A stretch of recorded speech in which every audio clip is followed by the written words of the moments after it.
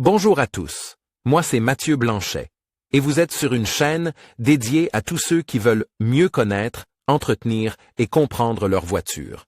Que vous soyez passionné ou simplement curieux, ici vous trouverez des conseils concrets, des explications claires et des astuces pour rouler en toute sérénité. N'oubliez pas de liker la vidéo, de vous abonner et surtout, regardez jusqu'à la fin, chaque minute peut vous éviter bien des galères. Voici comment réussir le remplacement des freins de ta Honda Jazz. Nos professionnels de l'atelier ont rassemblé pour toi de nombreuses informations importantes et des conseils utiles. Notre équipe de mécaniciens vérifie pour toi les coûts, t'explique les étapes de travail et te dit de quels outils tu as besoin. Nous te disons également combien de temps dure le remplacement des disques et des plaquettes de frein de ta Honda Jazz dans un atelier. Décide toi-même à qui tu veux confier les réparations importantes pour la sécurité sur ta Honda Jazz. Le moment où il faut changer les freins de ta Honda Jazz ne peut pas être déterminé par des intervalles de temps ou par le kilométrage. Le degré de sollicitation de tes freins dépend des montées quotidiennes et de ton style de conduite personnel.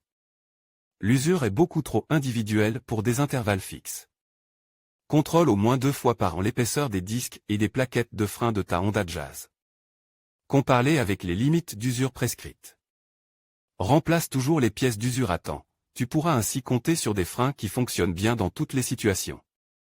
Normalement, les disques de frein durent 2 à 3 fois plus longtemps que les plaquettes de frein. Tu ne dois pas toujours changer les deux, mais toujours les deux côtes d'un même essieu. Remplacement des freins, plaquettes de frein avant sur la Honda Jazz, instructions et outils. Le moment de changer les freins dépend de ton style de conduite.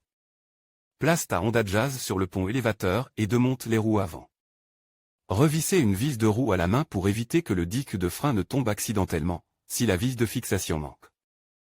Dévissez l'étrier de frein et fixe-le au châssis à l'aide d'un fil de fer solide ou d'un serre-câble, il ne doit en aucun cas peser sur les flexibles de frein.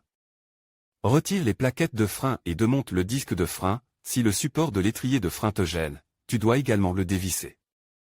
Remets le piston en place à l'aide d'un dispositif spécial approprié. Enlevez la rouille et la saleté. Pour le moyeu de roue et le support d'étrier, tu peux utiliser du nettoyant pour frein et une brosse métallique. L'étrier de frein se nettoie uniquement avec de l'alcool à brûler. Vérifiez que tous les composants ne sont pas endommagés et remplace les pièces cassées.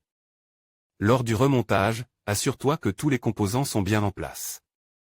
Contrôle le niveau du réservoir de liquide de frein et remplis-le si nécessaire. Appuie plusieurs fois sur la pédale de frein sur environ 2/3 de la course de la pédale. Brosse métallique nettoyant pour frein alcool à brûler. Outil de réinitialisation du piston. Jeu de clé à douille, clé à œil, clé à fourche, tournevis si nécessaire. Pâté de frein, pas pour tous les modèles. Dès qu'une plaquette de frein est usée, elle doit être remplacée immédiatement. La procédure pour l'essieu arrière est très similaire au remplacement des plaquettes et des disques de frein de l'essieu avant.